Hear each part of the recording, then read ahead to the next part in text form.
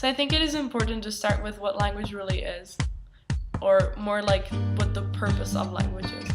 And that purpose would be to communicate our thoughts into sound so that other people can understand. According to the freedictionary.com, language is the communication of thoughts and feelings through a system of arbitrary signals such as voice, sounds, gestures, or written symbols. As I just mentioned, one use of language, a method of communication, is through written symbols. That would be the style of writing, which we as readers can be conscious of throughout the whole book as we read.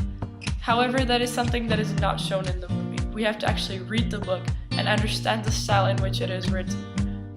Yet then there are the methods that are only shown in the movie, such as voice, sounds, and gestures, which are as well the categories that fall under language, under communication. Even though these three methods can perhaps be described in the book, it is not the same as actually seeing or hearing it. And that is exactly why the movie is a more adequate example of language use in terms of these methods. I mean, if these three methods, voice, sound, and gesture, were actually described in the book, it would take forever to write the book, and the book would be much fatter, because in order for people to actually understand exactly the gesture that the person used, or exactly the voice in which the person said it, it would take forever to describe it using the right terminology and for people to have the right kind of imagination. That is why books just don't describe it that well, and that is why if you watch a movie, you can immediately see it. On page 34, Aleksander Masters says, James Cormick, a linguistic friend of mine, describes Stuart's voice as a light tenor with a slightly old timbre that makes him sound in some way tired or prematurely aged. So as you can see, he wrote the description of Stuart's voice. However, it is left completely up to the person's imagination or interpretation to actually imagine what the voice really sounds like. Whereas if you watch the movie, you can understand it immediately, and you know that the actor is probably very close to the real person's voice, probably a lot closer than your imagination would have led you to after reading these two lines. Language allows us to express ourselves.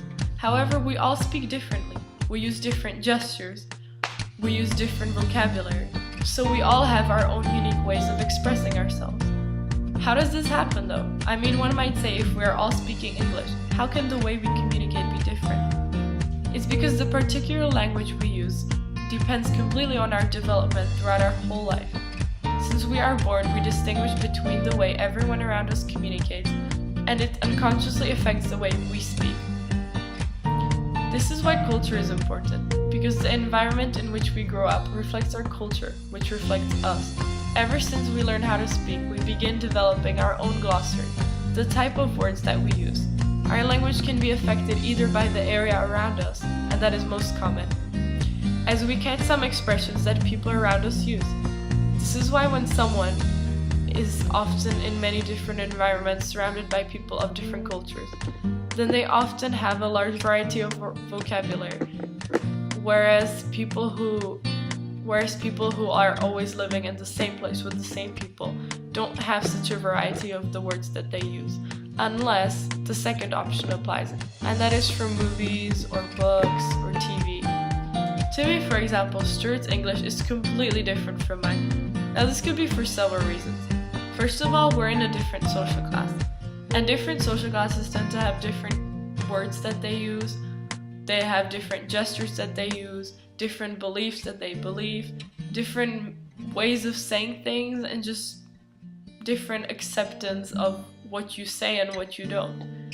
Second of all, he is from England, and that's where he grew up, and of course your cultural background affects the words that you use. So if I grew up here and he grew up there, in England they use different types of words that I haven't heard of and that I wouldn't know, and that are completely common there. And third of all, Stuart uses a lot of taboo language. He uses language that I have never heard about before, and it is left completely up to my common sense to try to figure out what he means. So when I read the book, I never really gave it much thought about the way Stuart said things. The only thing I thought about is the fact that he said them. Whereas while I was watching the movie, I was mostly thinking about the style in which he said the things that he said, and I never even thought that that was such a crucial thing. I mean, did you ever hear that 8% of communication is verbal and 92% is tone and body language?